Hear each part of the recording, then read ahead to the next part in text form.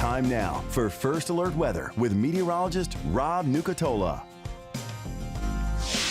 All right, we get started on 24-hour temperature cast. Numbers really haven't moved much for the past couple of days. Temperatures were not the story this weekend. All that rain was. We're in the 60s in most spots now. We're likely going to stay there. Maybe we get into the 70s this afternoon, especially if we can clear out some of the cloud cover. Tonight, as we do start to clear up maybe a little bit more, I expect temperatures to fall a little bit farther. Wouldn't be surprised to see some low 40s tomorrow morning. So going to be a little different feeling out there tomorrow and for the rest of the week as we start to clear out and dry out. First things first, though.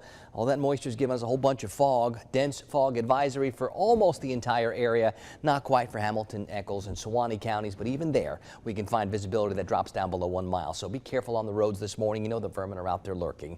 Plenty of clouds, plenty of moisture still here. We've got to scour that out, and it's likely going to take all day today for that to go away. So while we're not expecting a whole bunch of rain, maybe a little drizzle left over, a little mist in some of that fog, I think today is going to be about those stubborn clouds, and how long it takes for those clouds to move away is how long it's going to take. 61 our temperature in Thomasville, 63 our number in Tallahassee. We're at 66 in Valdosta. Not much of a breeze out there, and that's where the fog comes in. All around the region we see that variety in temperatures from some upper 50s and mid 50s north and west to those upper 60s south and east. So like a 58 in Bainbridge, but a 68 in Perry. Quincy's at 59, so is Moultrie, and we see that 64 at Apalachicola.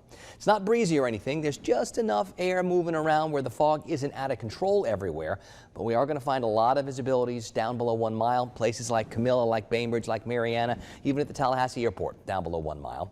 This is what it looks like, satellite radar composite style. So many clouds still lingering because we've got to get rid of that moisture. The air is drier and clearer off to the north and west, and that should be filtering in eventually. I think it's going to take all the way into tomorrow for that really to happen. So we got to expect slow and gradual clearing. Higher pressure gets reinforced with more higher pressure, and it's going to be cooler and drier air, so temperatures are going to change a bit this week. Once we get past this cloud cover, the overnight numbers will really start to drop, and I think the afternoon temperatures, while they'll try to climb, the air itself, it'll just be cooler, so they won't be able to get as high as maybe it was this weekend, even with all the clouds and showers. We've got the morning fog on the Gulf. We've got the lingering clouds, winds generally less than 12 knots and seas less than 2 feet.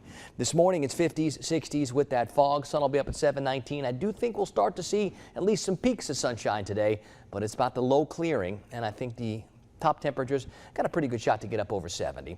Tonight it's low and mid 40s. It all depends on how quickly we get rid of some of those clouds. It will be cooler, and that's going to be the trend all week. I think we're going to have some frosty mornings, maybe as early as Wednesday, but it feels like Thursday and Friday mornings are going to be the coolest, and Wednesday and Thursday afternoons, even with some sunshine, we may have a tough time getting back to 60.